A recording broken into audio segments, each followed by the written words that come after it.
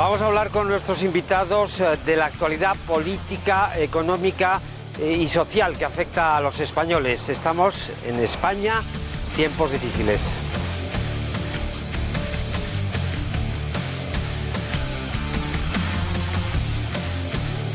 Los políticos nos han llevado a una situación bastante tensa. Tenemos, sobre todo en política y en la sociedad, problemas gravísimos. Esto es un despelote total y absoluto a todos los niveles. Esto parece que va a terminar muy mal. Tampoco es que sea difícil, lo que pasa es que tendrán que poner solución. Esperaba yo como un poco un país más seguro. España está en tiempos muy difíciles y nosotros que venimos de Cataluña, nada. España, tiempos difíciles.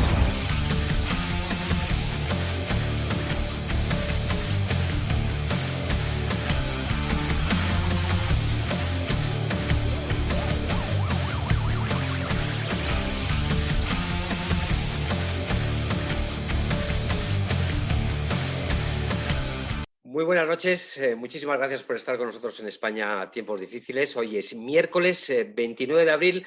El programa de hoy tenemos muchos invitados para tratar de clarificar, dar un poquito de luz a todas las tragedias que se ciernen sobre los españoles. Algunas son ya un hecho, desgraciadamente son miles y miles de muertos. España es el país con mayor tasa de mortalidad en todo el mundo, y el gobierno pues sigue ocultando datos, nos sigue mintiendo en prácticamente en todo. En la última que hemos conocido, los datos que dio a la OCDE sobre el número de test realizados, España se situaba, según el gobierno, en un honroso puesto número 8, cuando en realidad habían sumado peras y manzanas, estábamos en el puesto 18. En fin, que les da igual 8 que 80.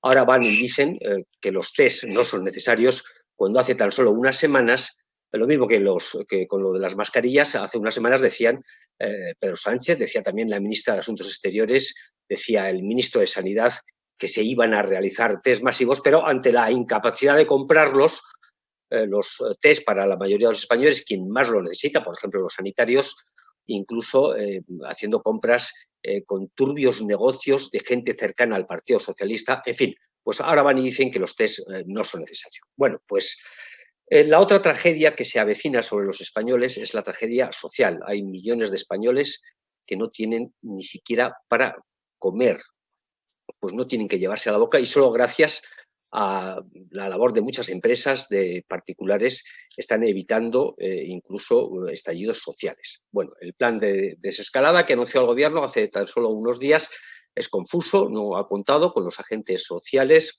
agentes económicos, y ya ha desatado, digamos, la alarma en las pymes, en los autónomos, en los agricultores, en el sector de la hostelería. O sea que la tragedia económica, la otra que se cierne sobre los españoles, es también un hecho.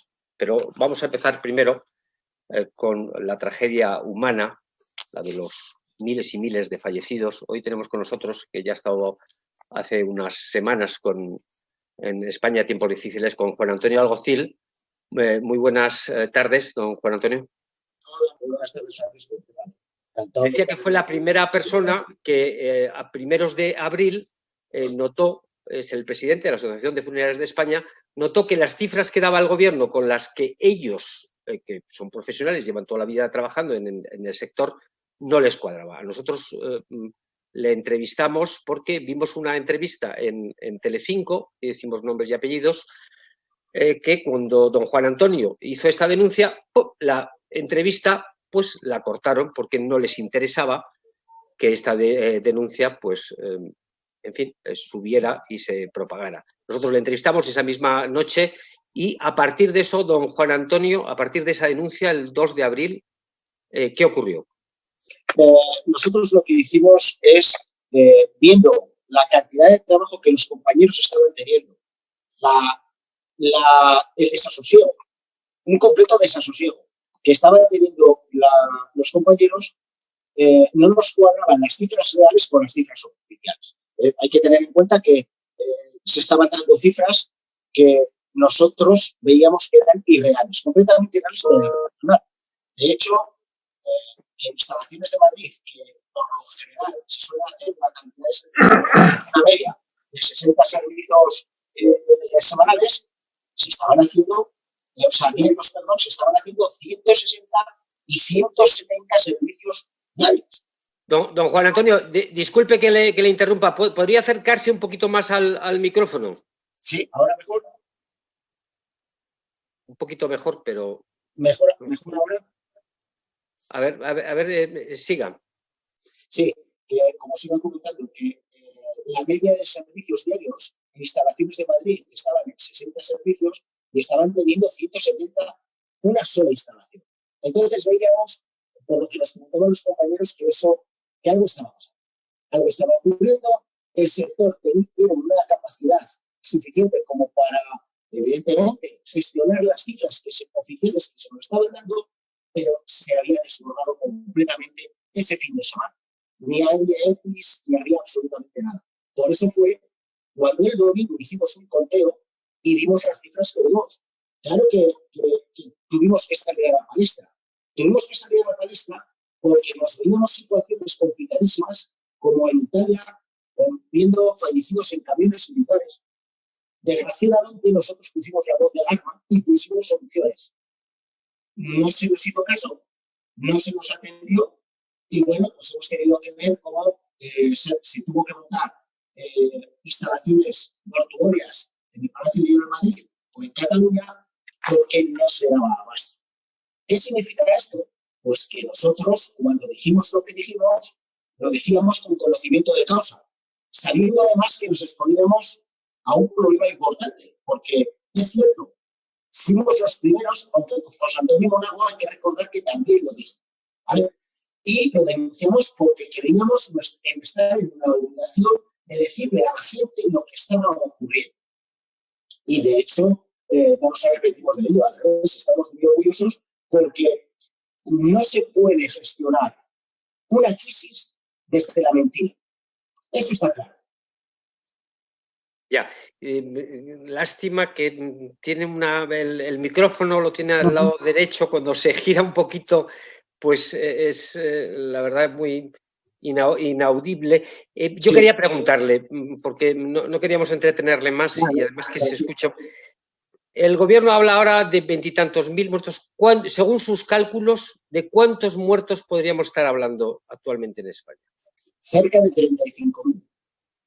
35.000 muertos. Cerca, no llega. De hecho, a ver, nosotros hemos hablado y nos han entrevistado a nivel internacional en New York Times, Los Angeles Times, pero es que además el Corriere de la Sera ha sacado los datos reales, no solo de España, sino de España, de Italia, de Reino Unido, los Países Bajos, de Francia, y desgraciadamente, voy a enseñar esto, no es una información nuestra, pero sí es importantísimo, cómo somos por millón de habitantes los peores. 663 fallecidos por millón de habitantes.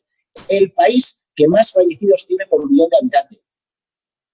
Y esto pasa porque desde el principio no se ha gestionado bien. Ni ha habido una previsión, ni ha habido un organigrama, han sido todo instrucciones confusas por esta burocracia, por este sistema que tenemos, que tan descentralizado, que al final se muestra ineficaz, y no se puede decir que no había información. Muy sencillo. Nosotros pertenecemos a la OMS, estamos en el G20. Bueno, pues la OMS, el 19 de noviembre, mírenlo, el 19 de noviembre lanzó ya este documento que España lo firmó, avisando de lo que se nos venía encima.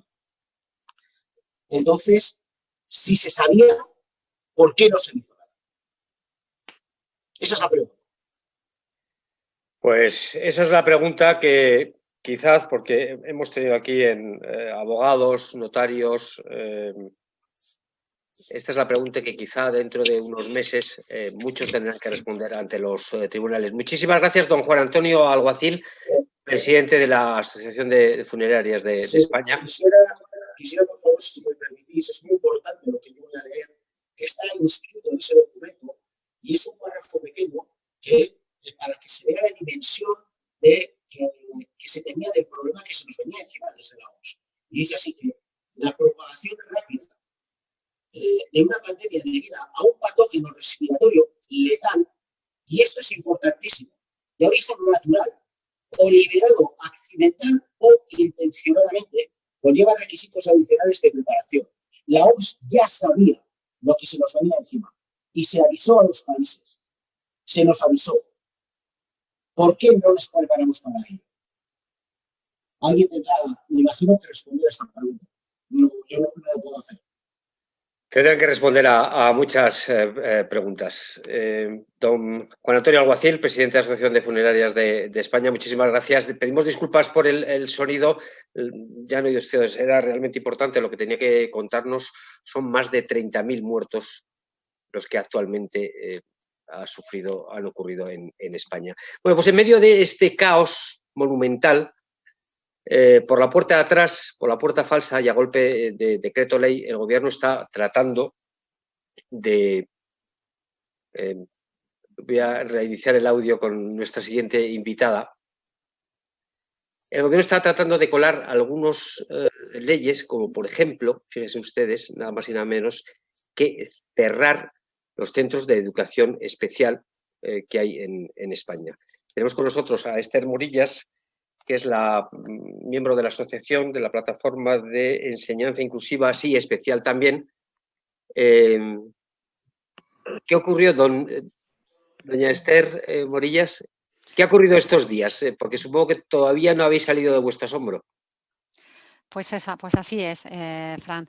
Nada, esto es una batalla con la que ya llevamos desde enero del 2019, que sale una noticia en El País con unas declaraciones de la ministra de un trasvase de 35.000 niños de la educación especial a la educación ordinaria.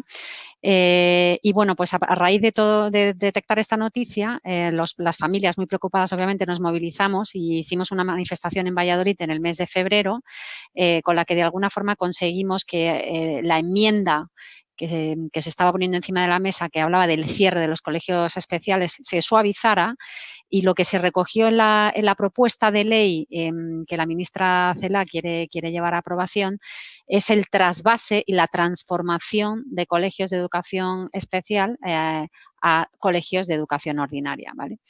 Y bueno, a raíz de esas declaraciones nosotros iniciamos una serie de conversaciones con el Ministerio, que en los que llevamos todos estos meses, porque para nosotros, obviamente, un colegio sin niños no es un colegio, es otra cosa, pero no es un colegio, entonces queremos que sean muy claros en la definición y en lo que nos cuentan, ¿no? Ellos nos acusan ahora de decir que en ningún momento han dicho que van a cerrar los colegios, y es verdad que ellos han transferido su discurso del cierre a esa transformación en centros de recursos, lo que les permite hablar de que los colegios no van a cerrar, ¿no? Porque conseguimos hacer mucho ruido.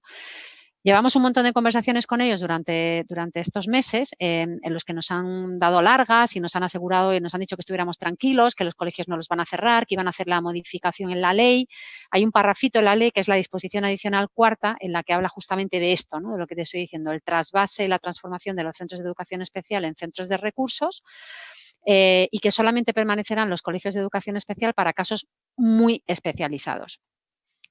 Eso es un coladero de la ley, pero para que te hagas una idea, hoy en día ya el 82% de los niños con discapacidad ya van a educación ordinaria. O sea, solamente hay un 18% de niños que requieren esta atención, que ya es muy especializada, ¿no? Y están en estos centros. ¿Y qué es lo que ha pasado? Que nosotros habíamos amenazado con que si realmente esa disposición adicional cuarta no se eliminaba de la ley en su presentación final, saldríamos de nuevo a la calle a manifestarnos.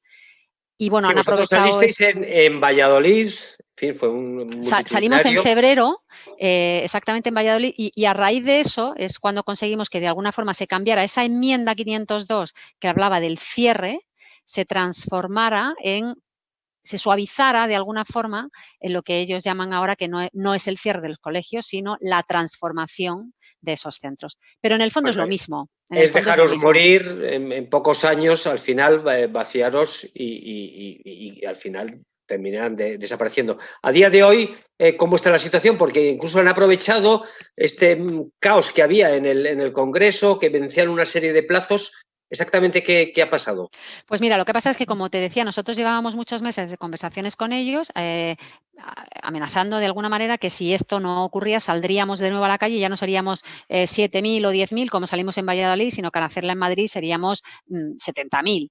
Entonces, de alguna manera, en esta situación tan complicada por la que estamos atravesando, con tantos muertos como acabáis de comentar, pues ellos saben que nosotros en este momento no podemos convocar una manifestación masiva. Y aprovechando esas circunstancias han tratado de colar la ley de alguna manera, y el plazo finalizaba precisamente hoy para la presentación de enmiendas. De tapadillo, sin que prácticamente ni siquiera el resto de grupos parlamentarios supiera que la tramitación seguía su curso, porque como todos los plazos administrativos y judiciales están suspendidos, de alguna manera todos habíamos dado por hecho que estos trámites y esta presentación de enmiendas también estaba suspendida, pero no. De alguna forma, en la letra pequeña, pues eso no se había suspendido y el plazo finalizaba hoy. Lo detectamos a lo largo del fin de semana y esa ha sido la razón por la que de nuevo y de manera telemática y a través de las redes sociales nos hayamos tenido que movilizar para poner la atención sobre esto, porque las familias estamos preocupadísimas. Nuestros hijos no son porcentajes y no nos podemos permitir que no se apoye a estos centros de educación especial, ¿no? De todas maneras, es que, claro, la mayoría no tenemos la mala suerte de tener niños con una atención especial. Pero claro, el sentido común nos dice por qué quieren hacer eso. Es que, ¿en qué cabeza cabe un niño que necesita, una niña que necesita unas atenciones muy concretas de gente muy especializada, meterle en una clase ordinaria? ¿Qué les mueve eso? ¿Qué razones os dan? Mira, Fran, yo tengo 3 hijos, permíteme que te ponga mi caso personal, ¿no? Yo tengo 3 hijos, mi hija Lucía es la que tiene parálisis cerebral, tiene 11 años y luego tengo otros 2 hijos, ¿no? Mi hija Lucía no habla, no anda y ni siquiera come sólidos. Con lo cual, para nosotros, la integración en un colegio ordinario es absolutamente inviable. Y yo tengo otros 2 hijos y sé perfectamente cómo funcionan las dinámicas de un colegio ordinario. Eso para mi hija es absolutamente imposible. Ella necesita un programa individualizado, pensado para ella, en un aula con 4 profesionales que la atienden diariamente. Lo pongo para poner en situación, ¿no? Para describir un poco lo que tú estás diciendo. ¿Qué es lo que hay detrás? Hay un tema ideológico, fundamentalmente, y enmascarado en ese supuesto buenismo de que de verdad ellos son los que quieren incluir a todas las personas con discapacidad en la sociedad. Nadie más que los padres de hijos con discapacidad queremos integrar e incluir a nuestros hijos en la sociedad. Pero precisamente para eso, para que tengan un futuro y para que puedan ser de verdad incluidos en la sociedad, necesitamos en estos momentos de su etapa de desarrollo una atención lo más individualizada y lo más personalizada posible para, de alguna manera, alcanzar el máximo de su potencial.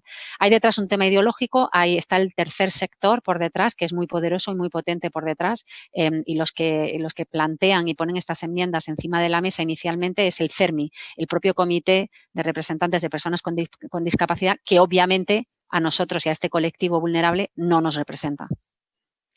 Pues muchísimas gracias, Esther Morillas. De verdad que vamos a estar muy pendientes de vosotros, porque os hace falta ayuda y desde luego que la mayoría de los españoles que tenemos sentido común, desde luego estamos con vosotros. Muchísimas Así gracias. Es, por suerte. Muchas gracias. Muchas gracias a vosotros.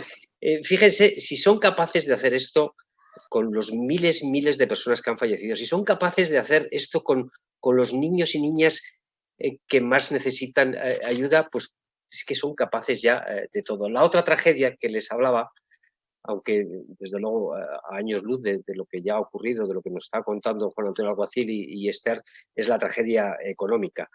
Bueno, hemos visto un plan de desescalada que no ha contentado a nadie, que, bueno, pues no ha tenido el consenso de absolutamente nadie, ni de hostelerías, ni de comunidades autónomas, ni de ningún sector. Y hoy tenemos con nosotros voy a ver si activamos el audio de nuestros siguientes invitados. Tenemos a Luis del Moral. Hola, buenas tardes. Luis del Moral conoce mucho, además es como un microcosmos. Él lleva una naviera que es Rubine Hijos. Rubine Hijos. Los barcos son como pequeñas ciudades, ¿verdad? Hay barcos que son más grandes que muchas ciudades gallegas. ¿A vosotros ¿Os ha llamado alguien del gobierno estos días para consultaros, para saber qué os pasa, vuestra experiencia, si tenéis algún plan? ¿A qué le llamas tu gobierno? Bueno, alguien del Ministerio de Turismo, en fin, de Sanidad, para consultaros cómo veíais vosotros el plan de desescalada. Nosotros, yo también estoy en el Comité Ejecutivo de la Asociación Nacional de Consignatarios de Buques en España, en donde estamos hablando permanentemente con puertos del Estado, porque claro, todo esto, en España tú te cuenta que de barcos de turistas se mueven más de 5 millones de turistas al año por puertos españoles. Eso significa que son alrededor de unos 1.208 millones de euros que entran en España, ya sea en hoteles, en tasas aeroportuarias, en tasas también portuarias y en todas las empresas que están alrededor de todo este negocio, aparte de, bueno, de tiendas, de hostelería. Bueno, está todo el mundo ahí metido porque tú lo has dicho, ¿no? Un barco es una ciudad y la ciudad cuando llega a puerto necesita expandirse para que sea parte de la ciudad. Voy a presentar al resto de los invitados y ya podemos empezar ya una tertulia de economía. Javier Morillas ya está con nosotros, catedrático de Economía Aplicada de la Universidad de San Pablo CEU. Muy buenas tardes, don Javier. Y hoy no es nuestro día con los sonidos. Voy a reiniciar el sonido de don Javier. Hay días... Sí, ahora, don Javier. Sí. Muy buenas tardes. Hola, ¿qué tal? Buenas tardes, disculpad. No sé si has escuchado a Luis del Moral. El gobierno no ha consultado absolutamente con nadie, ni con hosteleros, ni con el sector de automoción, ni con las pymes, ni con autónomos. ¿Cómo ve usted el futuro económico de lo que nos queda por delante? Bueno, pues efectivamente no ha consultado y yo creo que él se lo pierde, ¿no? Porque la sociedad civil en España tiene una riqueza y un potencial extraordinario. Lo hemos visto que podría haber solucionado muchos problemas a la hora de importar esas EPIs, esos respiradores, etcétera, todos esos materiales, como ha fracasado y bueno, son operaciones de comercio exterior, de crédito documentario que todas las empresas exportadoras que felizmente España se había convertido en un país exportador de primera magnitud, con un modelo de crecimiento pues muy parecido en ese sentido al de Alemania. No son operaciones complicadas, pero para el gobierno y la burocracia administrativa que tiene organizado, pues sí que ha parecido muy complejo, ¿no? Por tanto, yo creo que él se lo pierde, vamos. Se habla que en el sector de la hostelería, don Luis del Moral, se pueden cerrar pues, cerca de 80.000 bares. No sé, el sector de transatlánticos, decía usted, esto, ¿qué os pasa a vosotros? ¿Qué podéis hacer estos días, en las próximas semanas? Por ahora, España, el gobierno de España tiene prohibida la entrada a ese tipo de barcos a ningún puerto español. A ninguno, exceptuando si consigue el barco que venga con 40 tripulantes.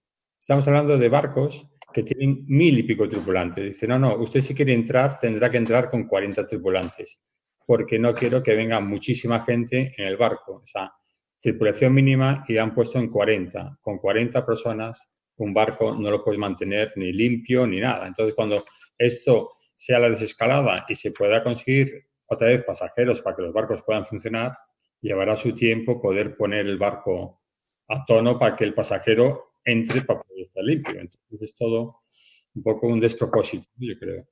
Ocurre, bueno, con los barcos, ocurre con los bares que tengan 2 o 3 cocineros y 2 o 3 personas, camareros en la barra, van saliendo constantemente. O sea, es un plan. ¿Quién ha hecho este plan? ¿Don Javier o don Luis? Si queréis ya podéis hablar cuando queráis. Os doy libre. Pues Javier, por favor. Pues Luis, Bueno, no lo sé quién habrá hecho el plan. Desde luego yo creo que ha sido por la presión de la propia sociedad civil, porque lo peor que nos podía ocurrir es no tener ningún plan. Esto no es que sea ningún plan detallado, pero bueno, por lo menos da algunas expectativas, ¿no? Desde el punto de vista económico, todos los países estaban ya en un proceso. A mí no me gusta utilizar el término desescalada, yo creo que debemos hablar mejor de reactivación o desinvernación, porque lo que ha hecho es hibernar, ha hecho una congelación del aparato productivo en España como no se producía desde finales de los años 30, vamos. Y aún así no fue tan potente. Pero dentro de esta reactivación, pues por lo menos sabemos cómo hay algunos subsectores que pueden ir testando el mercado, porque es que de lo que se trata en estos momentos es de ir cada uno en su ámbito de actividad viendo cómo va a ser este final del ejercicio. Recordemos que hubo una ministra, precisamente la de Turismo y la de Trabajo, que ya había condenado a determinadas actividades económicas hasta el año 2021, ¿no? Felizmente esto no es así, da alguna esperanza y a mí, pues la verdad es que el plan, con todas sus inconcreciones, por lo menos me permite pensar que efectivamente este año hay muchas estimaciones. Nosotros en el Centro de Economía Política y Regulación de la Universidad no hemos sido muy pesimistas. Pensemos que hay organismos que están dando hasta más de un 20% de caída del PIB, ¿no? Goldman Sachs, por ejemplo, dentro de los 3 escenarios que tiene. Yo creo que haciendo una estimación, fíjate, Fran, si tenemos un PIB en España de 1.250.000 millones de euros, todo lo que suponga paralizar el país un mes es paralizar eso dividido entre 12, es decir, son más de 108.000 millones de euros. Los datos de población activa, que es de la última EPA, que realmente es la más inconcreta de todas las que se han elaborado hasta la fecha, no nos refleja la situación real, pero sí nos está diciendo una cosa, que la inactividad no ha sido tan total como podía pensarse, ¿eh? El índice de producción industrial significa, y nos ha orientado que no ha cesado tanto como podía pensarse la actividad industrial. Por otra parte, sabemos que no son unos datos ciertos los que se han publicado, ¿no? de la EPA, porque según la EPA seguiríamos teniendo 19.600.000 aproximadamente ocupados, cosa que sabemos que no es así, ¿no? Entonces, lo que hay que pensar es que de aquí al mes de junio, las pymes, todas las empresas, según el sector en el que actúen, pues tienen la posibilidad de ir testando el mercado. Lo que ocurre es que nuestro presidente Sánchez y nuestro vicepresidente Iglesias, claro, se sienten muy cómodos en la situación de alarma, y esto es un doble filo, ¿no? Ellos lo que quisieran es seguir en esa situación de alarma, y es lo que hay que ver si se pueden prorrogar estos escenarios. Pero, digamos, un poco lo que se ha abierto ayer, yo pienso que puede suponer una caída del PIB de no menos del 7%, Si lo comparamos con la crisis última, pensemos que entre el año 2009 y 2013 la caída total del PIB en la economía española fue de un 10%. Solo en el año 2009 cayó un 2,6%. Y luego siguió siendo negativo con retrocesos en el año 2010, 11, 12 hasta el 13. El 2014 es cuando ya afloramos y empezamos a crecer con 1,4%, que empezamos a crecer precisamente por la exportación. Bueno, en este caso tenemos nuestro sistema productivo intacto y tenemos una demanda embalsada también. Hay una demanda que se ha perdido, efectivamente, pero hay otra que está ahí esperando reactivarse. Por eso me gusta a mí el término reactivación. Por tanto, que yo estimaría que podemos efectivamente este año caer del orden de no menos, como digo, de un 7%, y luego en el año 2021 empezar a crecer del orden del 3%. Lo que pasa es que habrá actividades como el sector turismo y no sé exactamente, don Luis del Moral, qué actividad tiene su naviera, si es de pasajeros, es de transporte de mercancías, etcétera, pues va a ser muy desigual, ¿no? La salida. Pero digo, por lo menos, y de esa forma tan inconcreta, tenemos un cierto calendario. Yo es la ventaja que le veo a esta nueva situación. Sí, decía el profesor, ha señalado que al gobierno le interesa tenernos controlados, y me va a servir esta puntualización para presentar a nuestro siguiente invitado, Pablo Barrón, también desde Galicia. Pablo, ¿el gobierno le interesa realmente tenernos controlados, tener controlados también a los medios de comunicación con subvenciones, tener controlado el Parlamento con una baja actividad. ¿Por qué crees tú que el gobierno no le interesa tenernos controlados? Para que tampoco salgamos a la calle a protestar. Quería volver a preguntar a Luis del Moral, porque bueno, la actividad de los cruceros ha dicho que ha caído a cero, una actividad que no solamente en La Coruña, Barcelona, son puertos también importantísimos. Yo no sé si vosotros tenéis cuantificado, porque ahí sí que va ni poco ni mucho, es que no podéis hacer absolutamente nada. Pues mira, pues yo te comento, y le contesto también a Javier Morillas, que es un placer estar aquí departiendo con él. El tema, nosotros, aparte de estar en la concesionaria Rubin e Hijos, que es mía, tenemos la concesión de la terminal de pasajeros en el puerto de La Coruña. El puerto de La Coruña normalmente se mueven, este año se prevían mover 118 barcos de turistas, de los cuales solamente hemos movido 4 en los 2 primeros meses del año. Ahora, hasta el 30 de junio, perderemos 43 y quedan todavía 71 que podrían venir, pero yo ya te informo que no vendrán porque las compañías de turistas están mirando sitios para poder meter sus barcos y que estén parados, amarrados en un puerto o incluso fondeados, porque les está costando 1 millón de euros a la semana cada barco parado. Y hay compañías que tienen 60 y 70 barcos a la semana. Estamos hablando de 60, 70 millones de euros de gasto del barco, que es lo que le cuesta al barco. Y están mirando de tenerlos fondeados o tenerlos atracados de 6 a 9 meses. Y de 6 a 9 meses ya nos metemos en el año 2021. Estos barcos, yo tenía la previsión ya hecha del año 2021 y estamos haciendo la del 2022.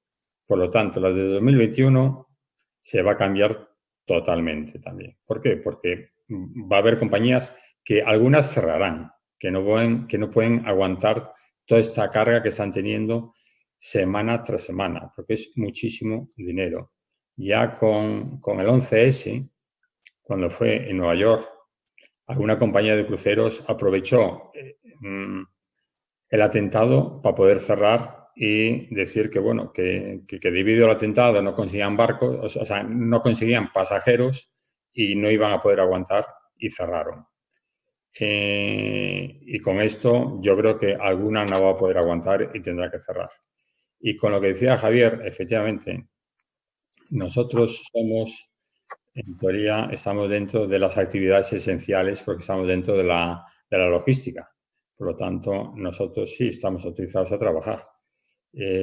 Nosotros este mes de marzo y abril hemos trabajado, pero hemos trabajado porque eran barcos que se han fletado anteriormente y tenían que venir. Por lo tanto, hemos trabajado. Ahora está cayendo muchísimo la actividad. Este mes de mayo yo creo que lo vamos a pasar mal y ya veremos, porque es que es una incertidumbre tremenda lo que estamos teniendo hoy en día. Porque la reactivación que queremos, que todo el mundo quiere que esto pase, es muy difícil de hacerlo si tienes una inseguridad jurídica. Lo que te digo hoy, dentro de 2 horas te lo he cambiado. Entonces, ¿qué haces? La gente que tiene dinero va a poder meterse ahí a invertir en algo que no sabe si es verdad. Hoy leí una noticia que decía que el ministro de Sanidad ha obligado a una casa de ancianos a tirar todas las batas que había donado Inditex, porque dice que no cumplen la norma. Y la gente dice, ¿cómo que tirar? Pues si lo que no tengo son mascarillas, no tengo guantes. Y encima quieres que también tire las batas, que me están salvando de alguna manera. Esto es absurdo.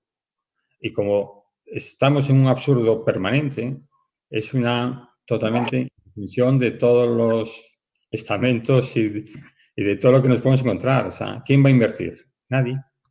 Es que es imposible.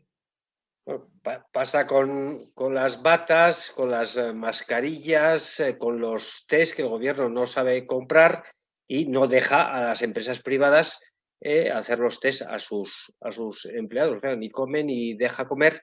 Don Javier, yo quería preguntarle, porque hay sectores, en fin, ya pesimistas, yo no sé si demasiado pesimistas, que hablan incluso que esta vez no nos libramos de la intervención. ¿Esto podría ocurrir? del rescate. Rescate.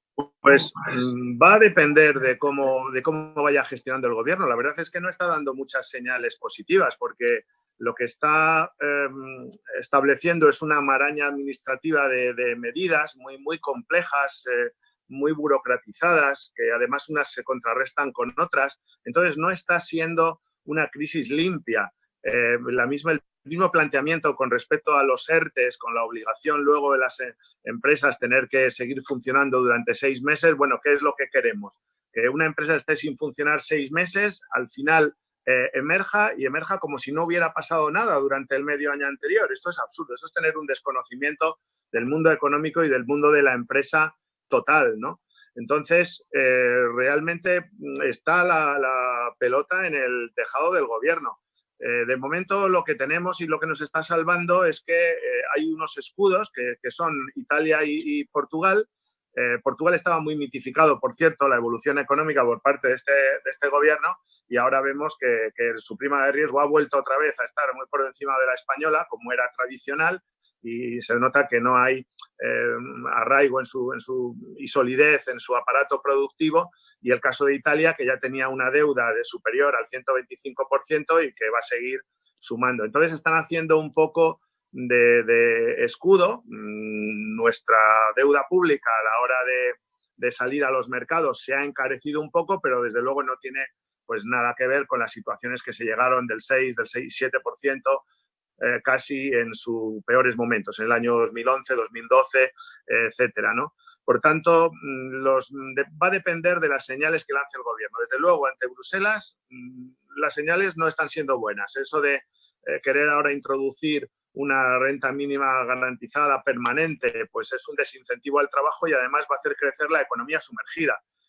¿Qué es lo que queremos? Que se incremente la economía sumergida, que haya todavía menos cotización, que la gente no tenga unas carreras de cotización en la seguridad social, que encuentre mejor obtener 500 euros, 600 euros de esa renta mínima y luego lo compense con otros 700, 800 en la economía sumergida. Al final, claro, se rechazan los empleos y nos encontramos cosas tan absurdas como que falta gente para la recogida en el campo, ¿no? De las cosechas.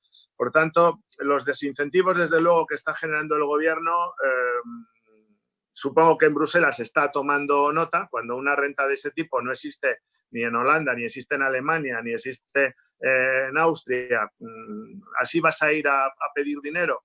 Vas a ir a pedir dinero cuando ves que hay también un pozo sin fondo en las propias cadenas de televisión pública, cuando se dan esos 15 millones de euros a las compañías más prósperas y que controlan prácticamente, tienen un oligopolio en el mercado de la publicidad, pues no son buenos argumentos, ¿no? para ir a pedir. Ahora vemos que las propias comunidades autónomas le están pidiendo al gobierno lo que el mismo gobierno está pidiendo a Bruselas, que se supone que no dice que no hay solidaridad, ¿no? Esto ya lo comentamos en alguna ocasión, que cuando una persona o un país acude a otro organismo y vaya de pedigüeño, porque el planteamiento en Bruselas de nuestro gobierno es ir, pues efectivamente, como un náufrago que se está hundiendo y pide los coronabonos o los eurobonos, que es una cosa y una estrategia además imposible, es decir, porque no se va a llegar a una mutualización de la deuda, porque eso no está en ninguno de los tratados ni está contemplado. Por tanto, confías en que te van a salvar porque te van a echar un salvavidas, estás en una posición negociadora pues realmente infernal. De modo que dependes del Banco Central Europeo, que es lo que está mitigando ahora que nuestra deuda pública no se dispare, que nuestra prima de riesgo, por tanto, tampoco se dispare, pero vemos ya que las agencias de calificación están pasando Fitch, el propio Standard & Poor's, de calificación A negativo. ¿Eso qué significa? Que los ahorradores internacionales, los prestamistas, los inversores de cualquier país, pues van a ir identificando cada vez más no solo a Italia o a Portugal como un país de riesgo, sino obviamente también a España. Le van a meter en ese paquete, ¿no? Por tanto, yo creo que no está orientando bien la negociación en Bruselas porque está pidiendo cosas imposibles. Es mucho más interesante el planteamiento que hace Francia. Francia se escuda, de momento no dice nada, deja que sea Italia la que hable, y Portugal y España, que pidan que pidan esos dineros a fondo perdido para salir de la actual situación y bueno, pues luego le permite que en consenso con Alemania pues puedan llegar a alguna otra solución, que de luego en ningún caso va a ser dineros a fondo perdido. Por tanto, yo creo que este mes próximo va a ser clave para ver si efectivamente lo que se va a producir es un rescate o lo que se va a producir es, pues como ocurrió en el año 2012, una línea de crédito recordemos que entonces se abrió una línea de crédito para España de 100.000 millones de euros. Luego solo se utilizaron 41.000, que era el importe que tenían nuestros ciudadanos depositados en las cajas de ahorros. Y con eso fue suficiente para rescatar pues, lo que había de Caja de Ahorros del Mediterráneo, de Caja de Ahorros Castilla-La Mancha, de las cajas gallegas, de Caja Madrid, etcétera. 41.000 millones nos bastó y nosotros pues fuimos autosuficientes para acometer las reformas que teníamos que acometer, no todas, pero bueno, algunas que fueron muy importantes, como la reforma laboral, y sin embargo, pues este gobierno está yendo en la dirección contraria, con contrarreformas. Imaginemos ahora lo que serían los datos de paro, lo que podrían ser cuando tengamos ya unos datos más objetivables, que puede ser pues a finales del mes próximo de mayo, a ver qué nos dice el paro registrado, qué nos dice la caída de afiliación a la Seguridad Social. Esos van a ser ya unos datos mucho más reales, no de la encuesta actual. Y por tanto, hacernos una idea precisa de cuál es el coste de lo que va a tener. Porque solo con aplazar a 4 millones de personas que están en un paro encubierto a través de los ERTEs, con eso no adelantas nada. Lo que necesitamos es cuantificar y que cada país sepa cuánto le va a costar la pandemia. Esto está ocurriendo en Austria, en Francia, en Alemania, en todos los países. Pero aquí se está intentando edulcorar, se está intentando, como digo, con una maraña muy buscando muchos recovecos y sobre todo mucha apariencia, y al final pues no se va a poder deslindar qué es lo que ha sido coste de efectivamente la pandemia o de empresas que quieran en un determinado momento aprovechar ya una mala situación anterior para, pues como decía también Luis del Moral, hacer un concurso de acreedores, porque lo que condenamos a muchas de las empresas del ERTE al final es a concurso de acreedores, claro. Sí, yo por último quería preguntarle a Luis del Moral, que la actividad de su empresa está sobre todo radicada en Galicia. Bueno, Galicia, la Xunta, bueno, es quizás de las comunidades autónomas, junto con la de Andalucía, que mejor han encauzado los problemas, sobre todo el problema sanitario, y parece que tienen una idea de un rumbo a seguir. ¿Vosotros habéis recibido o os habéis puesto en contacto con la gente de la Xunta para ver qué se puede hacer? ¿Habéis aportado soluciones? ¿Qué os han dicho? Lo que pasa es que los puertos son de titularidad estatal. Entonces ahí la Xunta, cuando tú les vas a la Xunta y dices, oye, mira, hay esto, y dice ya, pero es puerto de interés general del Estado. Aunque la Xunta es el que pone al presidente, de quien depende, es de Puertos del Estado, de Madrid, del Ministerio de Fomento. Entonces ahí ya no hay nada que hacer. Es más, y te pongo un ejemplo. Yo el otro día me detiene un barco de carga en el puerto de Ferrol, lo detiene la Capitanía Marítima, el Estado español, y me dice que para liberarlo tengo que poner un aval bancario de 15.000 euros. Digo, perfecto. Yo pido un aval bancario y hay que depositarlo en la Caja General de Depósitos. La Caja General de Depósitos está cerrada. No puedes depositar un aval bancario en una Caja General de Depósitos que está cerrada, porque no hay nadie. Y no lo puedes hacer telemáticamente porque el aval bancario, como bien todo el mundo sabe, hay que presentar el original del banco. No puedes llevarle, ni le puedes enviar por mail, porque no se lo creen, porque tú ese mismo original al día siguiente se lo vuelves al banco y ya está. Y no tiene ningún gasto. Y el barco ya se fue. Entonces, después que te eche un galgo. Lo tuve que pagar en dinero, haciendo una transferencia a una cuenta de manera mercante. O sea, indefensión total. O sea, han hecho las cosas sin pies ni cabeza y van tapando agujeros por donde ven que está viendo. ¿Y qué haces? Nada.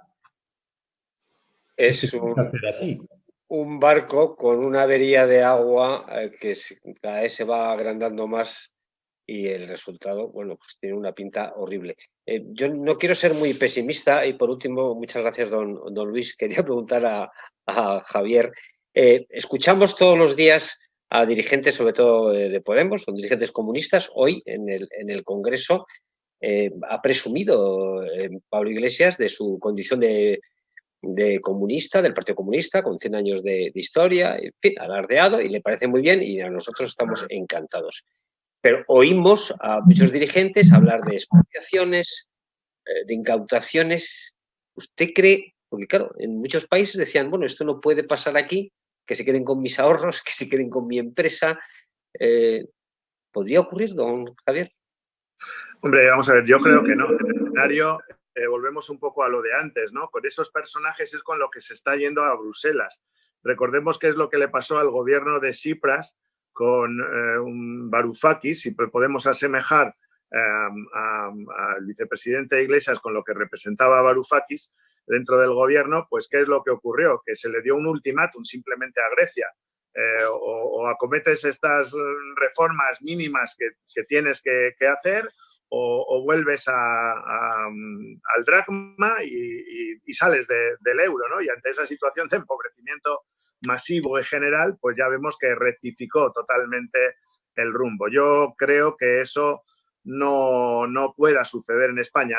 Cuidado, hay que tener todas las prevenciones, ¿eh? Y hay que mantener muy, muy claro el discurso y todo, porque eso también se decía en Venezuela, que no podía suceder en Venezuela, ¿vale? Que sucedía en Cuba, que podía suceder en Bolivia, pero entonces con todas las prevenciones. Tenemos un grupo de iluminados enquistados en el gobierno que nunca pensaron que esto podría ser posible, pero bueno, después de perder una elección tras otra, que es lo que ha hecho el Partido Socialista durante los últimos años, pues se han dado ese abrazo del oso porque así le ha ocurrido también a Podemos, ha ido perdiendo apoyo, ¿no? Con lo cual, pues hemos dicho antes que ellos se sienten muy cómodos en este estado de alarma. Por supuesto, va a ser muy difícil que se produzca una situación de desalojo del gobierno, con todas las opciones que se han podido plantear por ahí. Yo tampoco creo mucho en esos gobiernos de concentración. Lo que habrá que intentar será que ellos agoten su propio discurso y efectivamente, pues desde luego en la siguiente consulta electoral serán barridos. Vamos a intentar que causen el menor daño posible. Estamos viendo cómo intentan matar la iniciativa individual.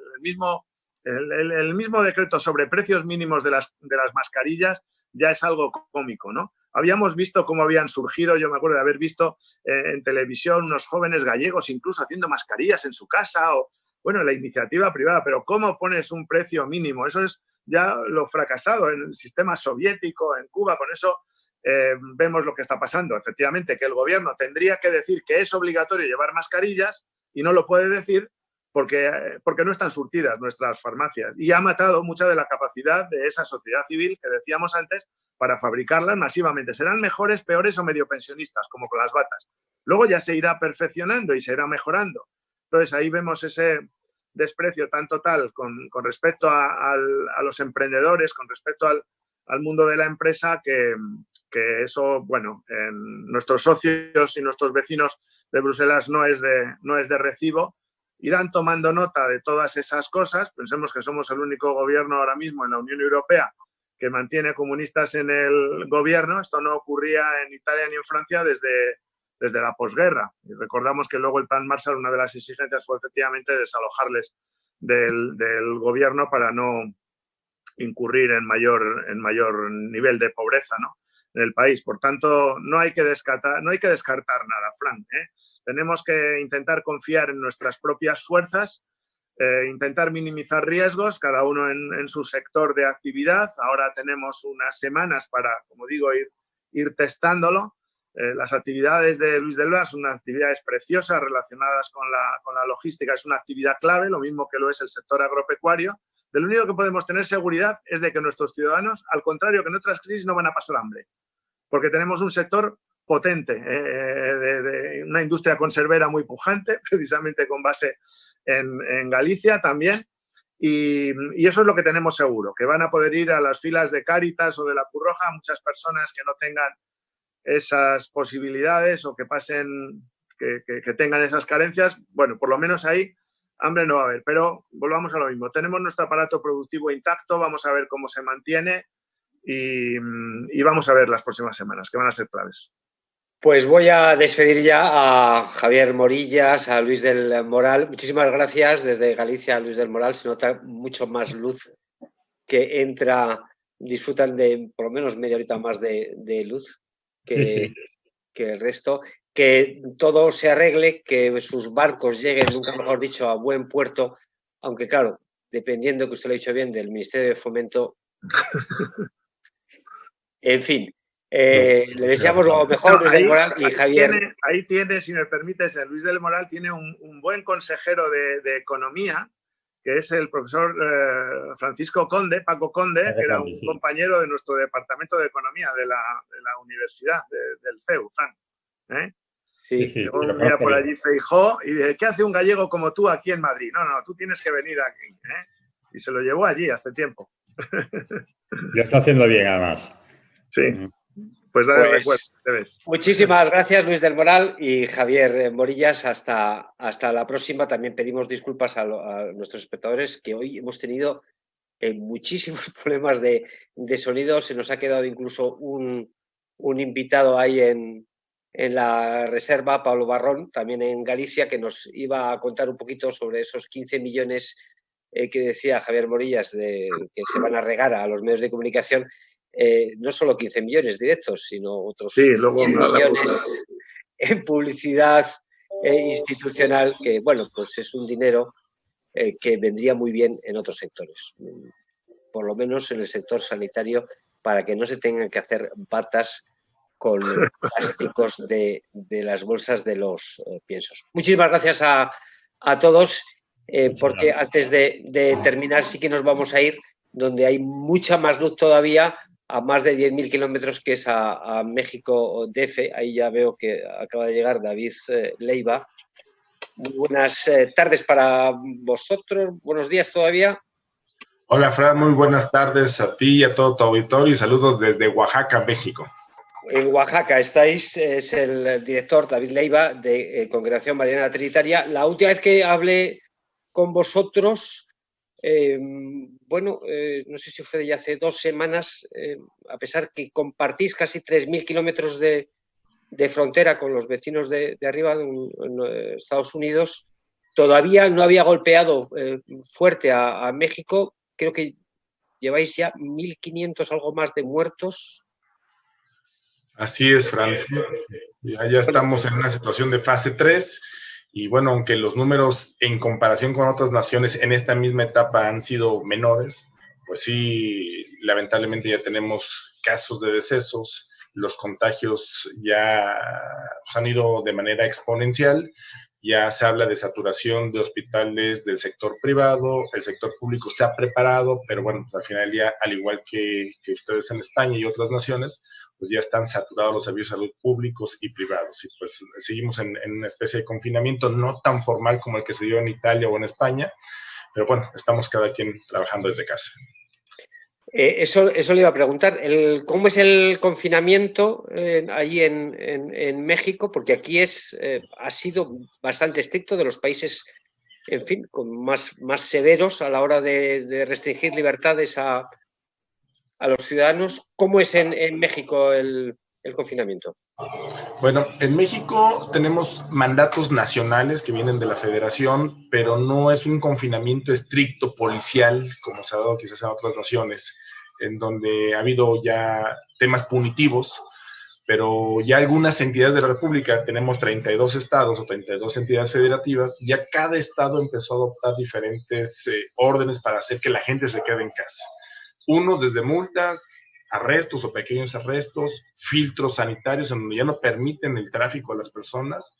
En algunos medios de comunicación donde el presidente de la República ha estado dando información del tema, pues ya se ha restringido el acceso a ciertas personas, se han estado pues ventilando incluso ya nombres de empresas que siguen obligando a sus trabajadores a asistir, bueno, pues salvo las esenciales para el mantenimiento de la sociedad, todos debemos de estar en casa. No es un tema, repito, tan estricto como sucedió con ustedes, porque lamentablemente de repente algunas comunidades de Oaxaca o del sureste o de otras partes de México, pues México es demasiado grande territorialmente hablando, pues de repente dicen, aquí en el pueblo no nos va a llegar eso que pasó en China, ¿no? Y pensamos que está tan lejos, pero pues lamentablemente la falta de cultura o de precaución o de voluntad y de disposición de la gente de autocuidarse, pues ha hecho que los casos nativos, como le llaman, se repliquen de manera sistemática. Y sí, lamentablemente vemos en algunos estados mucha gente en las calles o en lugares públicos en donde no deberían de estar. Los centros de abastecimiento como supermercados, iglesias, centros comunitarios, etcétera, se encuentran cerrados o muy restringidos su acceso. El alcalde de Madrid hace unos días hablaba del tsunami, lo calificaba con estas palabras, tsunami social, que estaba ocurriendo para muchas familias en España, con muchísimas necesidades. Vosotros, vuestra asociación, la Congregación Mariana Trinitaria, atiende sobre todo estas necesidades. En México se está notando incrementos de necesidades en la población. Así es, sí. Fíjate que lo primero que nos pegó, Fran, fue en el tema de abasto, como por dos razones. Una, las compras de pánico que se dieron creo que en todas las naciones y se rompieron todas las líneas logísticas de abasto y de distribución. Dos, la logística por la orografía y la geografía de mi país de repente se complica muchísimo para llegar a más de 100,000 comunidades que tiene México. Y hubo una serie de desabasto. Entonces la gente empezó a generar su autoconsumo de manera local en sus propias poblaciones hasta donde se pudo. Otra razón que nos está complicando mucho es la economía. La economía está teniendo un desliz, la moneda mexicana frente al dólar y frente al euro, por ejemplo, que nos lleva a devaluaciones de más del 30% de nuestra moneda. Entonces se ha encarecido todo. Al encarecerse todo, al frenarse la actividad productiva, aumentar el desempleo, pues ya te podrás imaginar que estamos empezando a caer en situaciones muy complejas para accesar a servicios alimentarios o a servicios de algunas naturalezas. Pero bueno, pues la logística de abastecimiento otra vez ya se está empezando a reacomodar ante una nueva realidad. Las compras de pánico han cedido porque también la gente ya comprendió, pero también el poder adquisitivo ya disminuyó. Entonces, sí tenemos problemas de abasto, sí ya está habiendo comunidades en donde la congregación está haciendo llegar víveres de manera diaria, porque sí ya se han empezado a dar saqueos, la gente ya se han levantado contra las autoridades y oye, pues me estoy muriendo de hambre, porque bueno, pues puestos como el de un mesero, como el de un taxista, ciertos servicios muy elementales de la sociedad, pues dejaron de ser elementales. Y lamentablemente en este resguardo en casa esas esferas de producción pues se vieron ralentizadas o acabadas totalmente.